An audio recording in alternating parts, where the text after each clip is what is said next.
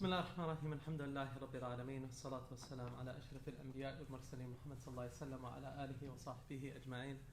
قال رب اشرح لي صدري ويسر لي أمري واحلل عقدة من لساني يفقهوا قولي.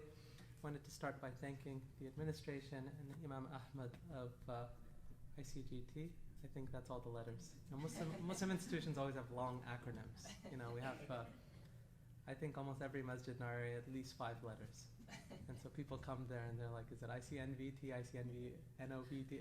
There's a lot of them. So, inshallah, I think I got it there. So, again, jazakumullah khair, and for the gracious introduction, which was not deserved and little exaggeration. But inshallah, there's khair in what we will be discussing today. So, I figure what I'd do is I would foreground our conversation that we're going to have, and then maybe we can just open it up and have a little bit of a dialogue with the audience to talk about some of the issues that I'll be broaching. In large part, a lot of the issues that I'll be talking about, I think at least, are probably not going to be strange or foreign to most people in the room. A lot of these are issues that we witness, that we see, and that many of us perhaps experience in our own lives and with our families. And the hope today is to help to try to diagnose some of those problems and why they are taking place.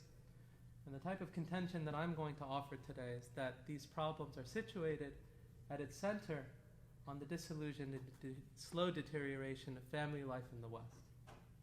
And the family life is an institution that sits at the heart, is a fundamental institution that crafts societies and civic life more broadly. And this is something that is an ethic that is anchored very deeply in the Quran and Sunnah. Again, I'll talk about that a little bit more. I wanted to provide some context for it before I begin. And this context is a bit of a historical overview, and I won't spend a lot of time on it. But I will say that many of these trends have been a long time coming.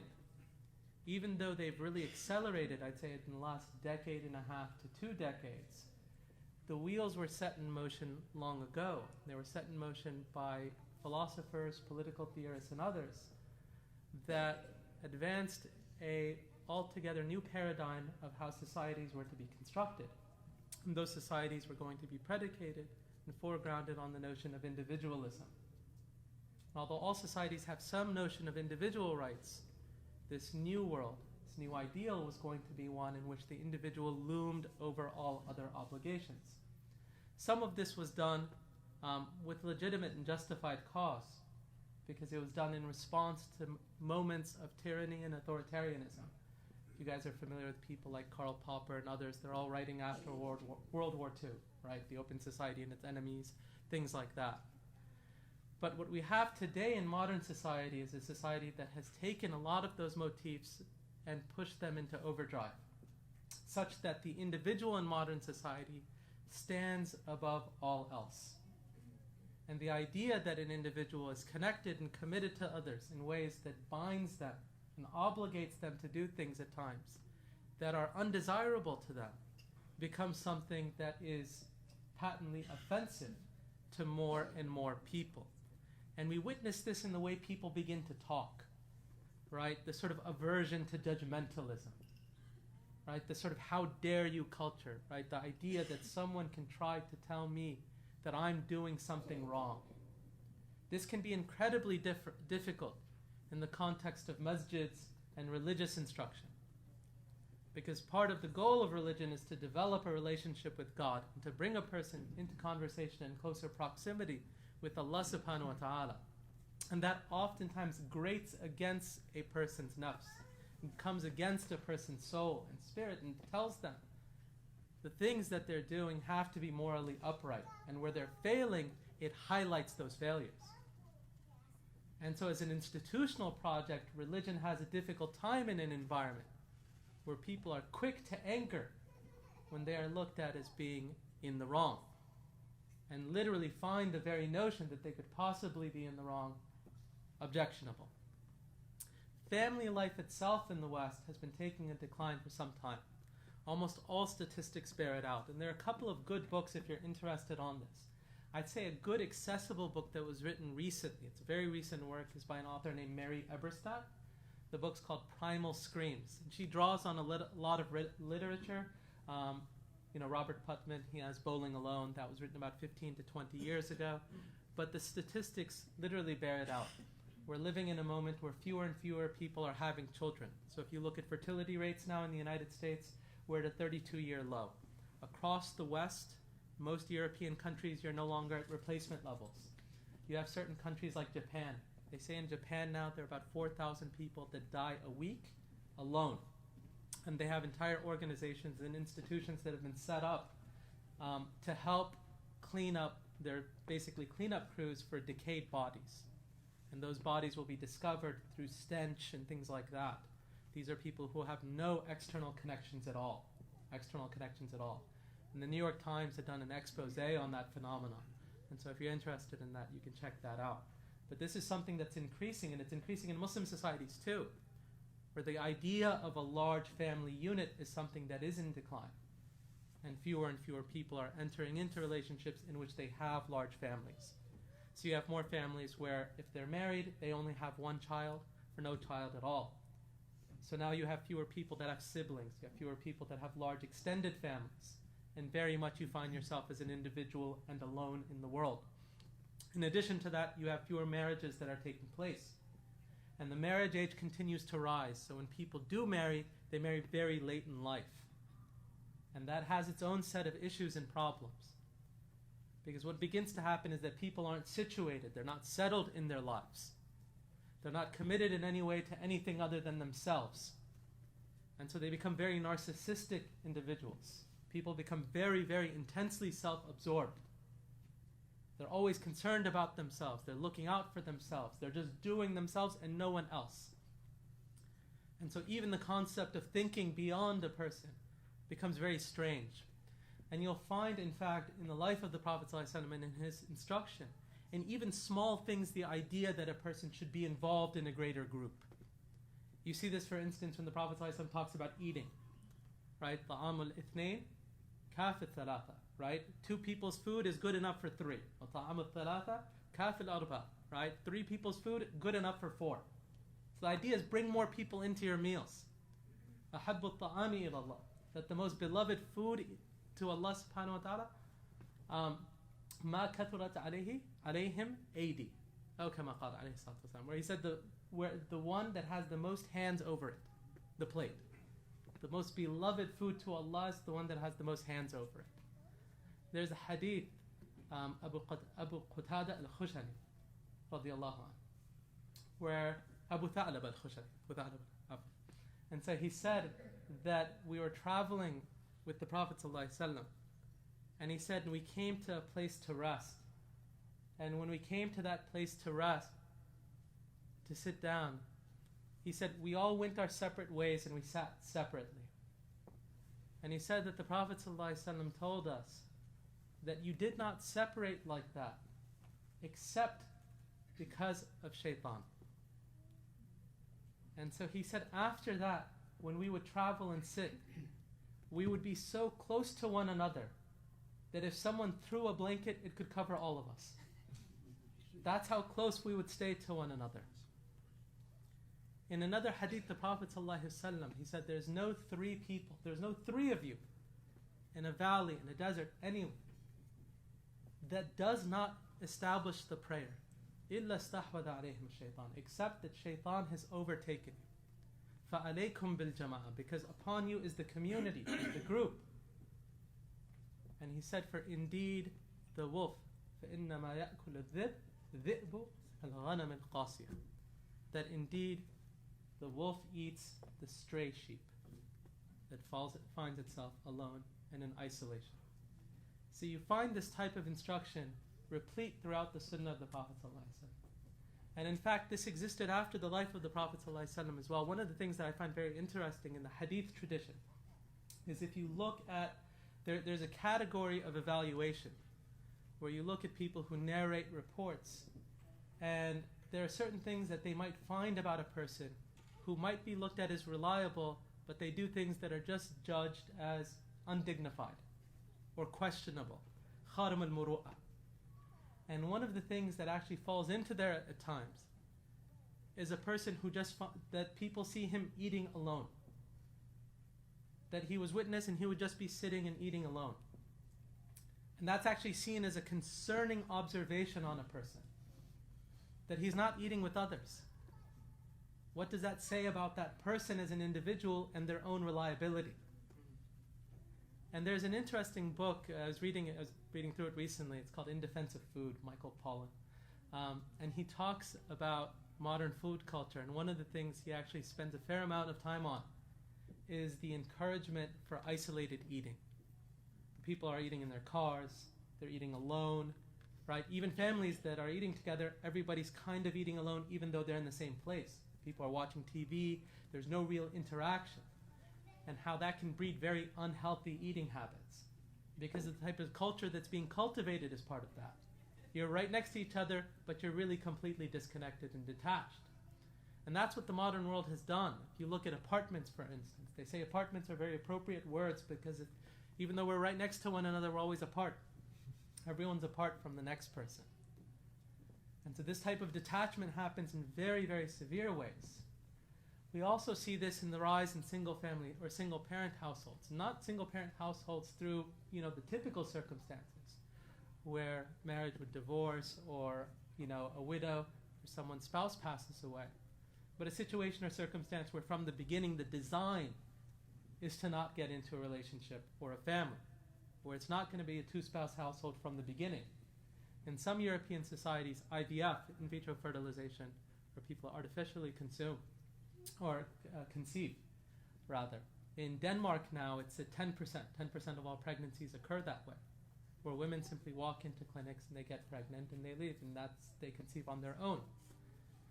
And that type of lifestyle is responding to something. It's responding to a type of loneliness that a lot of people are feeling. And there's some interesting articles that have been written recently on the rise in dog culture. How more and more major cities are just being organized around pets and dogs because people don't have children anymore. And so fewer people are making use of child facilities and they're making more use of dog facilities. So there's dog parks, restaurants offering dog food and things like that. They need to be dog friendly because, the types of things that they had for children where, hey, I could bring my stroller and no one's using those things anymore. And so those facilities are less necessary. And again, this has an impact on the type of people we end up being. Children teach us something about ourselves, and they teach us a lot about how to live. Parenting teaches us a lot. Parenting teaches a lot in life, the type of relationships that get established. These are the people that mediate our existence in the world. They are our first guidelines when it comes to understanding morality and ethics, creating virtuous human beings, people who are ethically comported towards one another. This is what parenthood is organized around. That sort of nurturing context that helps people. But we're seeing an increase in very fractured households. And it's not just, people always, parent-child conflicts, those always happen. That's not a new thing, right? I mean, I was a kid, everybody's like, my parents, they don't know what they're talking about, right? Like, every kid thinks that. Basically, if you don't think that, mashallah, like that's a great household, right? But that's rare, right? But most kids think that. But what's new is the extent to which parents have absolutely no clue how their children are living. It is a complete black box to many of them, the actual life that their children have. And it's because so much of their life takes place online now. And that online form is completely invisible to them. And so what my child is up to, who he's friends with, what their opinions are things that they're not in direct conversation with or even familiar with, despite the fact that you're living under the same roof. And increasingly, for many children, the idea of parents is seen as parents are treated in very antagonistic ways because these are individuals that you didn't choose. And it is the fact that I didn't get to choose them that grates against their individualistic notions. So why should I give them more respect than my friends who I did choose? And so more and more we see depicted the emancipated individual, right? Sort of the free youth, the one who doesn't have to deal with the demands of parents, that doesn't have to deal with the nagging of their siblings and others. I see this often more and more on campuses now, where you have students that will go literally months without calling their parents. And it's not so much that they don't call, people forget, but the thought of calling doesn't enter their mind. It's not even something that incites a level of guilt. And I see families where parents want to go and visit their children. They're looking for weekends, and their kids keep pushing them off. They're saying, look, I don't want to do it. We also see this with fewer people getting married, where parents can't even talk to their children about this, and fewer people they just get annoyed at the discussion. The idea is, I just want to continue being free, independent, enjoying my life, extended adolescence. It's all about satisfying my lowly desires, wealth, entertainment, partying, having fun. This becomes the leitmotif of the modern world. And it is a type of setting that's very incompatible and unsuitable for a robust and healthy family life, because family conditions us to live for more than ourselves. People who have children know how much of their lives is devoted to doing things that they don't necessarily want to do for themselves. And if they had to do it, they wouldn't choose these things, but they're doing it because they think it's good for their kids. And they think it's good for their family. And the amount of sacrifices they'll make week after week are specifically ordered towards helping that outcome. But that is not something that is necessarily represented. Imam Ahmad spoke about this in the introduction. We see this also in media representations of families. You know, in the 90s, it was not uncommon to see family sitcoms that had positive family depictions. It was not uncommon. You know, if you consider common family sitcoms, Family Matters, Full House, Fresh Prince of Bel-Air, what else is there? Father Knows Best. Yeah, I mean, you had shows that had good male figures, right, and good father figures that were role models. They stepped in, they asserted themselves. They were respectful people, even if they had quirks. They had quirks, they were funny, and sometimes they were the butt of jokes. But at the same time, they were fundamentally respectful human beings. And they were people that the family would turn to in difficult moments and circumstances. And the household was a common theme. The integrity of the household, the caring for one another was a common theme in these shows. And these weren't necessarily Islamic shows by any stretch of the imagination, right? They had their problems, whatever. But at the same time, that was still a common ethic that society was galvanizing around. And today, that is not how sitcoms and television and media is represented. Very rarely do you see television and other forms of media that actually depicts a family at all. And that's because more and more entertainment has moved towards streaming. So people are on Netflix, now Disney Plus and things like that. I can choose TV shows, and a lot of times the TV shows are ordered around an independent individual who is not obligated. And so you see Netflix, they have a lot of Marvel shows where it's just a person who's living independently, saving the world, making money, doing whatever. And they're the hero. But you're seeing fewer and fewer people who actually are in a family setting. And the idea that any of these people have a family is just sort of, a sideshow, if it even exists at all. So these increasingly, you're seeing a lot of situations where you don't actually see a family at all. And when you do see a family, you see a very dysfunctional family. You see the type of family where a father is a buffoon, an absolute buffoon. He's drinking beer all the time. He's on the couch. He's a useless human being. He's a liability in the household. People make fun of him incessantly. That's the type of depiction that you get of fathers frequently on television. And so the type of positive masculinity, positive representations of manhood, don't actually represent themselves or find themselves here. And the types of things that men would do normally, the types of camaraderie, bonding, the places where positive representations of manhood would grow, happen far less. So what you have now are more men than ever before that are addicted to narcotics. The overwhelming users of narcotics are men. You look at this statistically with opiate addictions. Overwhelmingly, it's a male practice. Likewise with marijuana and everything else. And opiates are especially concerning because this is a drug that escapes you from the world. It is an escape mechanism. It is something that gets you to leave your circumstances entirely. It dulls you to the life that you should be living. And it puts you in a place that's completely alien to anything else. Yeah, they talk about fentanyl, which is, I think, perhaps the most common opiate. Say it's grains, right? It's like grains of salt. Say 7 grains is what gets you the kick, and 9 will kill you. I mean, that's the margins that people are working on today, and it's a public health crisis. It's a public health crisis that we have on our hands.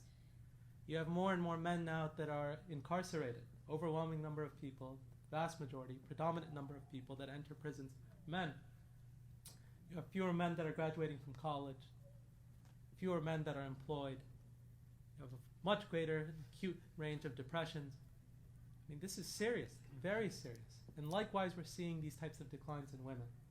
And they're studied about their own psychological and mental health. And they talk about their own subjective happiness.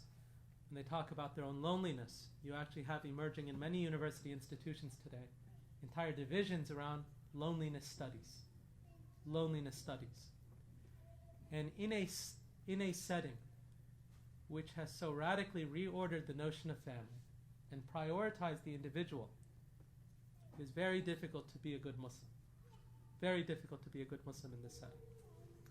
Because Islam is not about praising the individual to a point where a person is just being constantly affirmed, but it is about taking a person to submit themselves to Allah, to a higher power, to transcend themselves and to transcend those base and lowly needs. You know, the Prophet ﷺ in the Quran, is honored.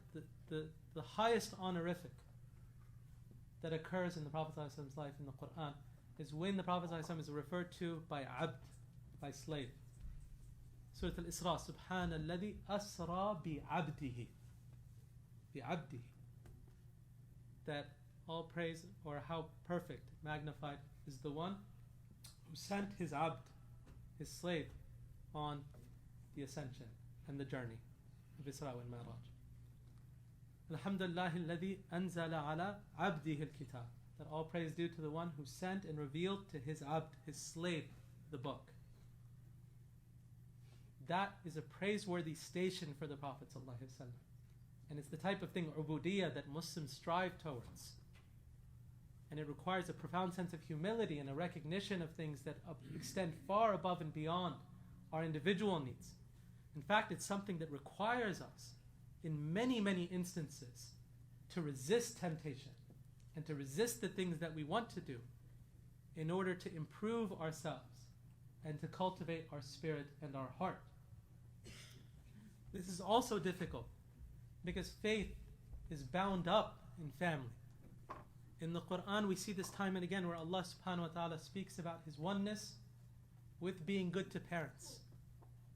وَقَضَى رَبُّكَ أَلَّا تَعْبُدُوا إِلَّا إِيَّاهُ وَبِالْوَالِدَيْنِ إِحْسَانًا. وَبِالْوَالِدَيْنِ إِحْسَانًا. This comes time and again,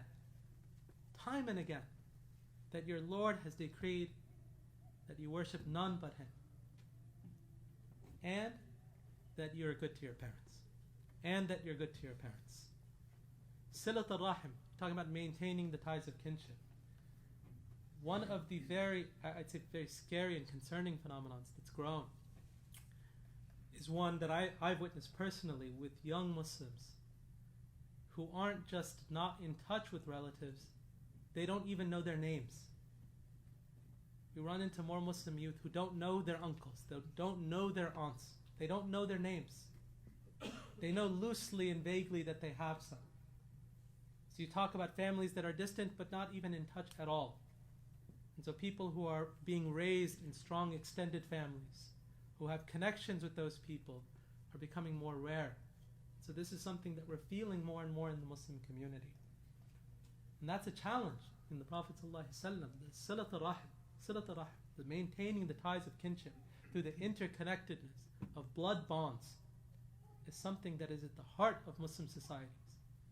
It is at the heart of Muslim living. Be tending towards the elderly. Right? Modern society has provided a mechanism through which we are not living alongside our elderly in any effective way. Vast majority of our elderly are sequestered in homes that are specifically designed for them. so that other people don't have to tend to them. And so fewer children are raised around grandparents and other elderly figures. They don't see them as much. And this, again, has an impact on people. It has an impact. You lose the wisdom of your elderly. You lose the type of patience that you have to have. When people get older, it can be difficult. It can be difficult. You know, especially grandparents and other, when they get very old and they begin to slow down. You know, sometimes they can almost become more like children in their thinking and the type of help that they need. But that type of morality, the ethic, the virtue that gets established and built as a family around tending to that and caring to that, ends up being lost. This can also be one of the reasons why fewer and fewer people want to deal with masjids, especially young people, who come to the community and end up interacting with people that they simply find disagreeable. They come to a masjid and they find people there, and they say, you know what, I don't want to have to deal with these people. Because throughout the rest of their life, they've grown accustomed to living a very catered existence, an existence that is catered to their needs and doesn't put them in even rare moments of discomfort. So all of these things are collapsing in some ways, and they're coming together at a particular moment that has made it extremely difficult for many of us and our families. And this is something as Muslims that we have to be concerned about and work against. And there's a lot that could be said about the things that we can do, but I would say that at a minimum, you should think about the things that I'm saying and just think about the opposite, right? So the idea that we are a community that wants to care for our elderly, and we're families that want to care for them. That we are the type of people that want to establish families that maintain strong ties of kinship, including extended relatives and others that live far from us. That we want our children to know them, and we want our children to grow up around them. That we want to have children, we want to have them to have siblings, and we want to have robust and healthy families. We want to encourage an ethic of marriage and commitment and moral accountability. But we want to do all of those things, right? We want to do all of those things. So, you know, my daughter usually tells me my talks are boring. So, I'll tell her that she seemed to enjoy it. So again, there's a lot that could be said here. I've given some references in the course of the talk, so if you're interested, you can certainly read those books. There's a tremendous amount of material here. And there's a lot more that I could say, literally, politically, and the way these issues intersect the insanity of our politics, the way these things intersect campus climate and what's happening on campuses.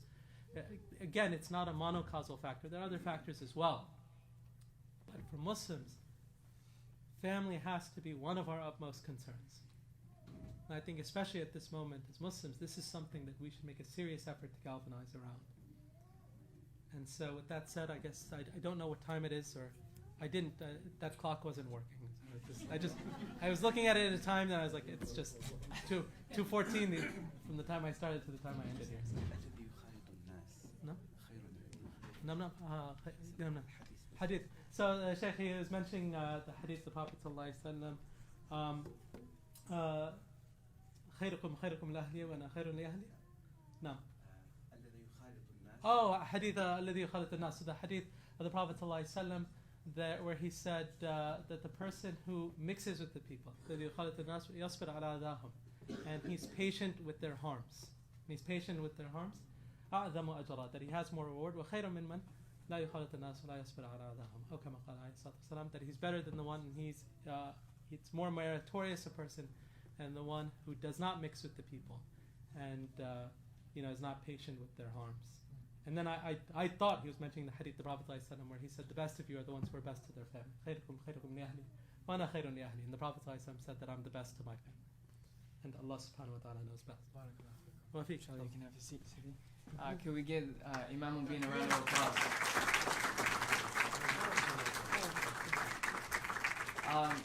So just to prepare you, we are going to go over 1:30 today. I humbly ask that if that's too long for you, please be considerate about the sound. It's an important conversation, and I want to have an opportunity. I want to give all of you an opportunity to ask your questions. So we're also going to try something new, inshaallah, because you know me, I like new things. I want you to take out your phone, if you have it with you. LOL, all of you have it with you, of course. I want you to jot down this number, 567 246 2129. Now that's on live stream, I'm gonna get like spammed by a whole bunch of random insurance companies or something. Say it again. 567 246 2129. Okay? If you have a question, text it to this number. And that way I can inshallah group these questions, and then that way we can have more time for the conversation. So again, I'm going to repeat the number one last time. It's 567 246 2129, inshallah. If you have questions, text it to that number. Okay. Bismillah.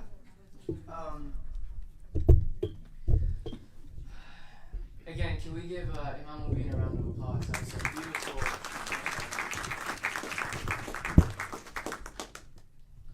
So, inshallah, I'll be watching out for your questions. Imam Mobeen, one of the things that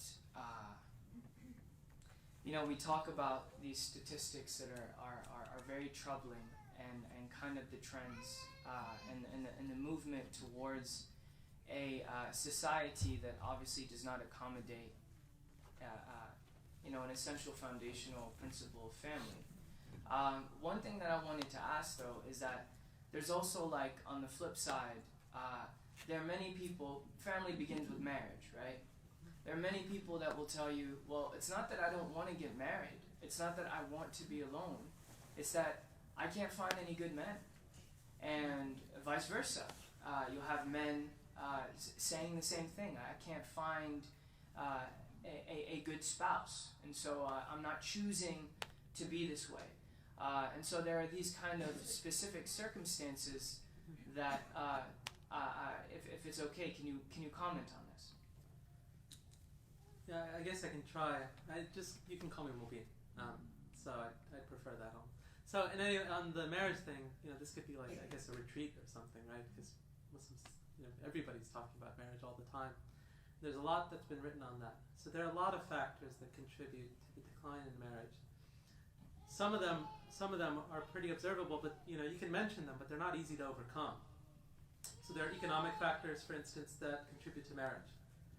You have individuals who, all of them have their own career aspirations and goals, and although a person wants to get married, they're not willing to compromise that. And that'll be a mutual ambition, right? Someone wants to be a partner in a law firm, the other person wants to be CTO of a company and all that. I mean, everybody's got something that they want to pursue, and marriage invariably will require some sort of compromising of that pursuit. And so a lot of times people will say, well, I'll wait till I achieve this particular accolade, or I cross this line in my life, and then I'll think more seriously about marriage. Usually by that point, it becomes far more difficult to get married. Partly because now the pool is more narrow, you're dealing with people who have been divorced in other situations, but also because by that point you've grown accustomed to living alone. And so the push for marriage actually ends up declining more and more. And that can also happen around the same time at which, specifically for women, your biological clock's coming to a close. And so now the prospect of even having children is coming to a close. And so now the idea of just getting married is it's very, very much an optional activity, because you've grown accustomed to sort of having your own life. The only thing that may drive it is simply the sense of, I don't want to die alone, right? That'll be the motivation. But that sort of solitary life is one that people can grow accustomed to living in some ways. And so that does become a challenge, where you have the economic factors. You also have moral factors, and that is a real problem that we have to be honest about today. That we live in a climate which is largely unprecedented in its open hedonism.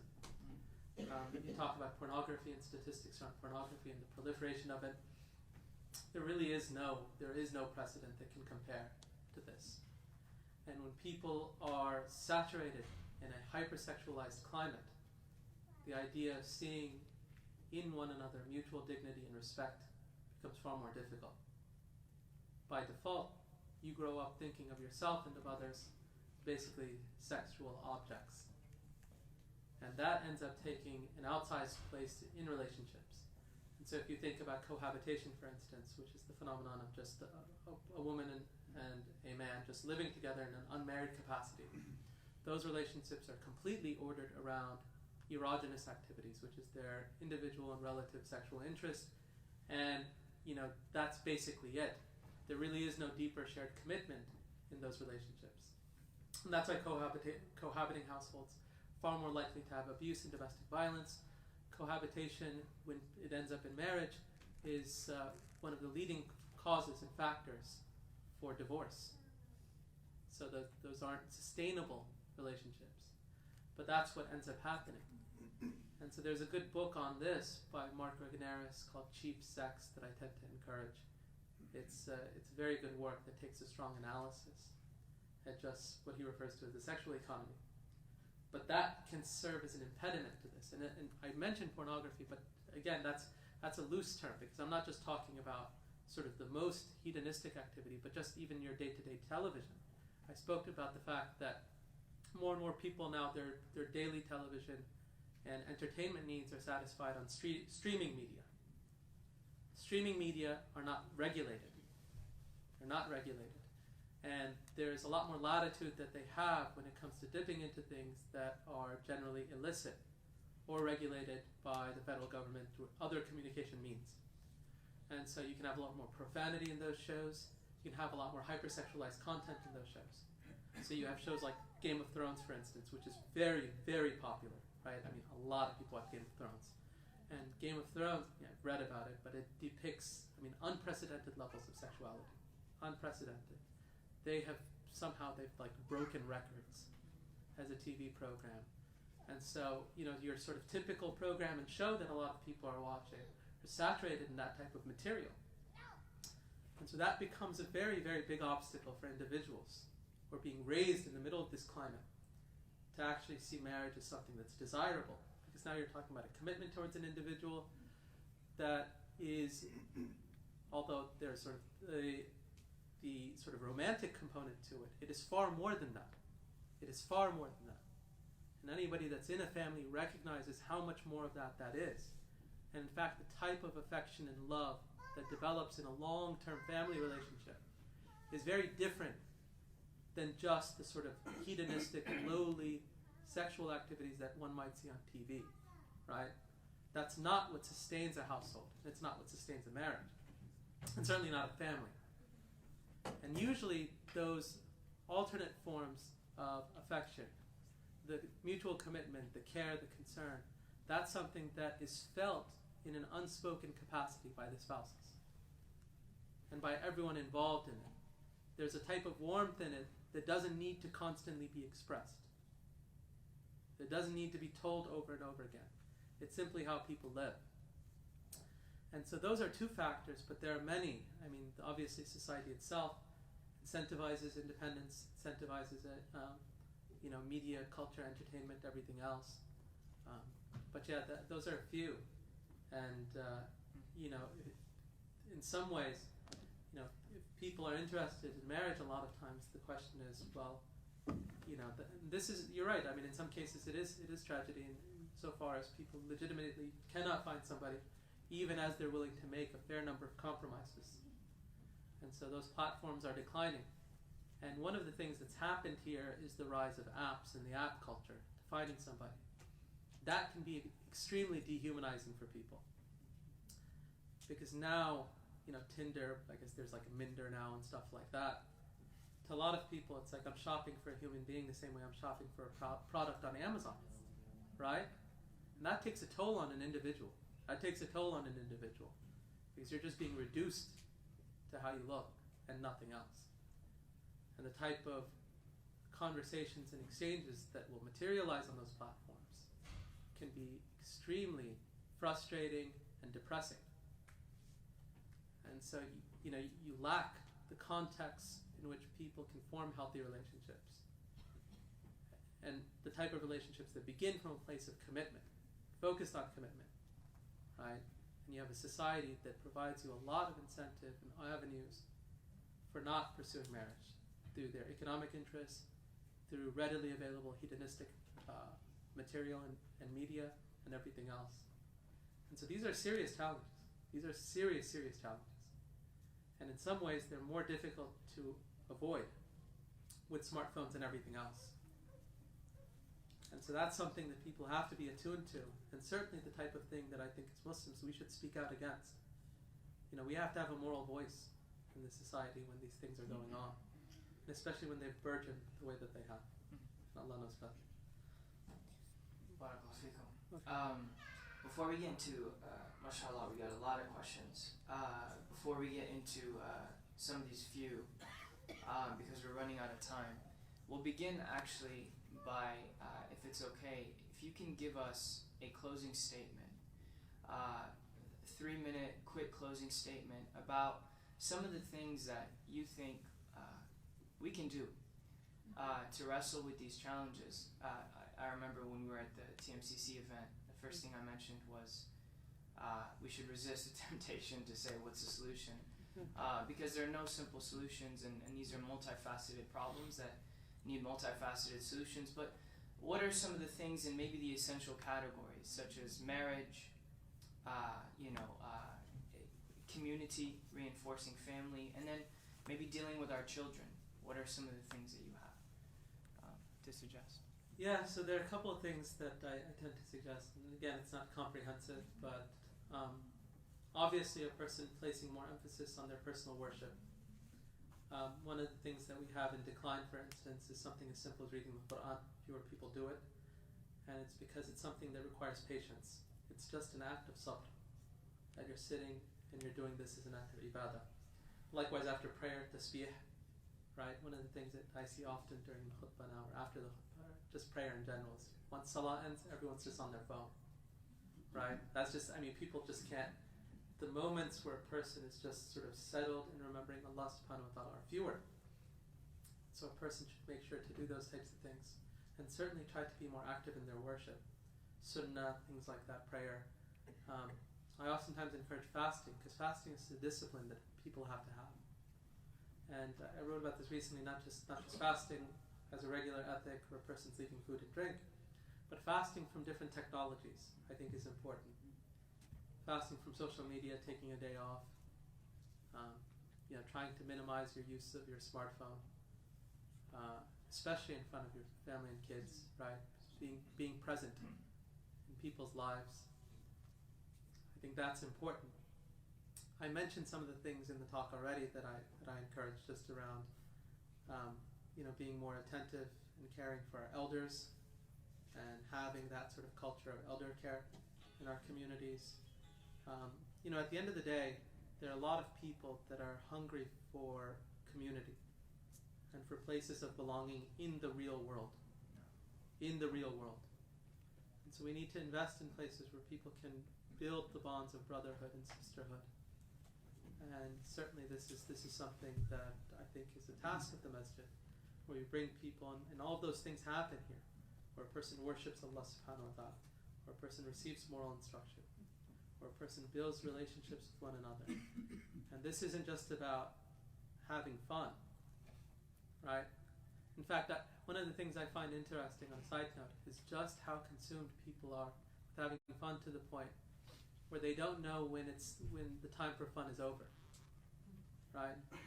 Like, I see this in the transition in modern society with the culture around funerals. So more and more funerals are focused on celebrating people's lives.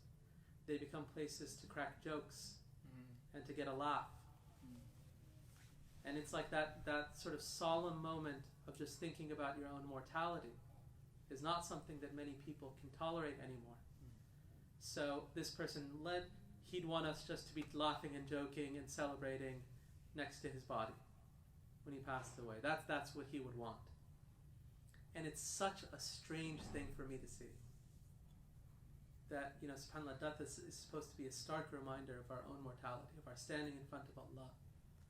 And yet those moments now in modern society are just like, it's just another place to joke. Like that's just what it is. And so, these are the types of things that our communities cannot lose. Because the draw and the pull on them is very strong. It's very strong to, the sort of draw to minimize them, to minimize the importance of marriage, to minimize the place of motherhood in modern society. There are huge campaigns now doing that. To reduce fatherhood and the respect that fathers should need to receive, necessarily have to receive. And this is for daughters and sons, that they need to have strong male role models, and fathers in their lives. The importance on children, bearing children patiently, and having a community that cares about them. Those are all things that's important for us. And that we have to push against the ease with which abandoning that happens. And it is very easy today to gain some social and cultural cachet by talking about how great independence is. And by talking about how all of these things are just, ossified, old school stereotypes of how people were supposed to live, and that as modern individuals, we can sort of embrace our own sort of realities in life and truths and all of that. That's not a life. That's not a life of Islam. It's just not a life of Islam. And it's something that we have to be on guard against, because today that's what's on offer everywhere you turn. And Allah subhanahu wa ta'ala knows best. Barakallahu feekum. So I'm just going to take a vote because I care about what you think. Raise your hand if you are okay with us going over to go through some of these questions. Okay, that's what I thought. Again, for those of you who need to leave, thank you for coming. I hope you've benefited from this. For those of you who are checking out mentally, no problem. Just make sure you're considerate again with the noise levels so that inshallah we can benefit from our beloved teacher. So I'm going to do a rapid fire. Okay. I don't have a lot of time though. I actually have to head to the airport, so maybe like 5 minutes. Yeah, 5 minutes, 10 minutes inshallah. So here's a... Okay, we'll start with this. How has public policy affected the degradation of the family culture, and how should policy be changed to improve it? Yeah, that's a tough question. In some ways, public policy is responding to situations, and so they're enabling circumstances in which the family is more and more optional. So you can outsource more and more family life, and good politicians these days seem to provide more public services that minimize yet further the types of things that families have to do and that may be a little bit difficult for them, right? And so, if you're sort of a parent in the modern world and your child's in aftercare and daycare and, school all day, and, there's just always somewhere that you can offload them, then, you don't end up having a really meaningful relationship with them. And, there's a fair structure in place that seems to want to encourage that, because they recognize that when people can't do those things, they are not as economically viable as those that can. If you're in a 2-income household versus a 1-income household, there are consequences to that, to your lifestyle and to other things. And so there's a tremendous amount of encouragement around that. And the extent to which public policies can change, I don't know, because the society is structured already. The structure's already there. If anything, these trends are probably going to intensify, because they're already there through most of the world, certainly through most of Europe, and they tend to be ahead of us in a lot of these things anyways. And so, this seems to be the way that it's going. Allah knows best. Anything can change.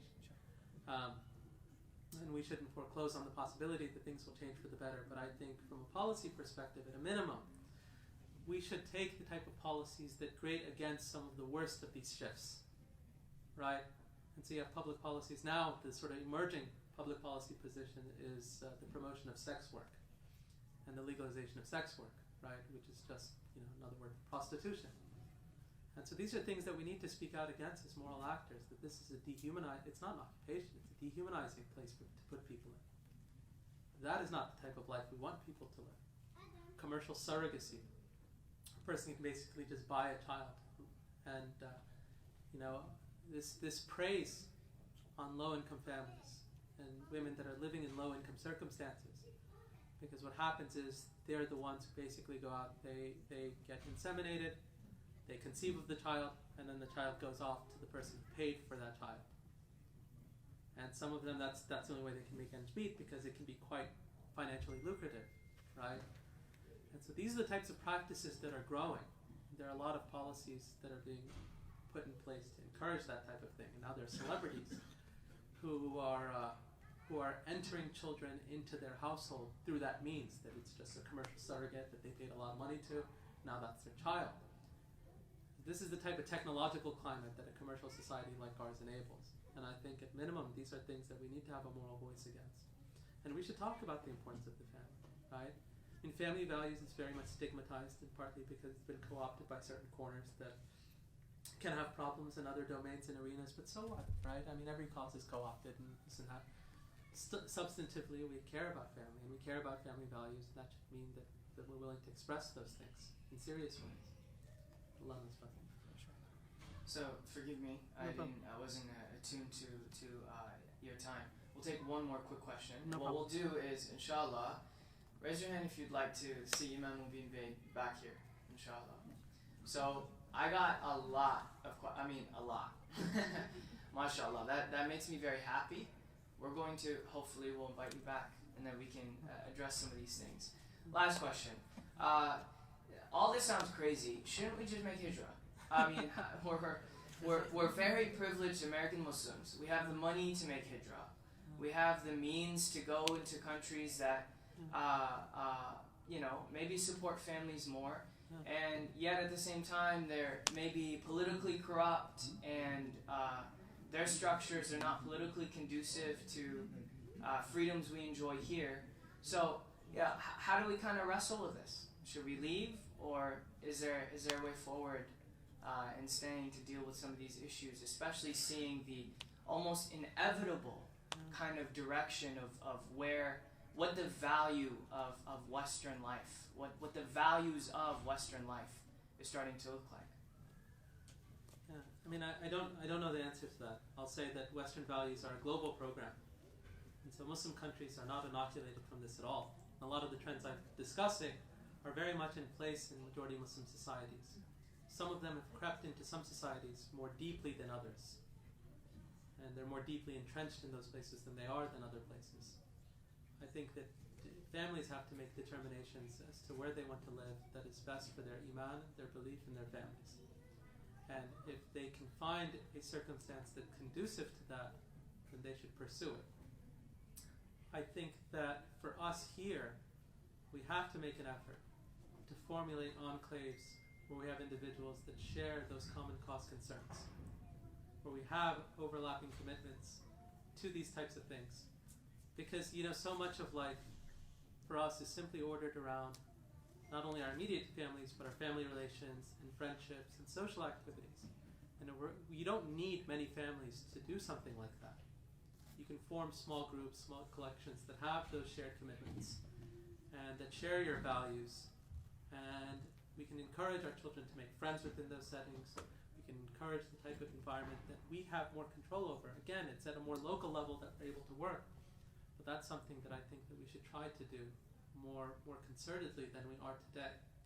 Which means in some ways we're retreating a little bit from the public square. We're retreating in a way where we're focused on, this type of community that we want to be a part of in a more local space.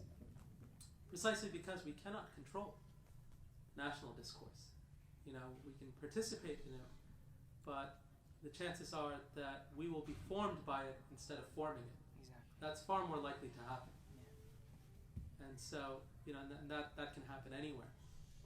And so I think that is necessary. And, I haven't been throughout the entire world, and I'm sure that there are places that probably have very strong ethical foundations. But I think at the end of the day, Muslims have to make their subjective determinations.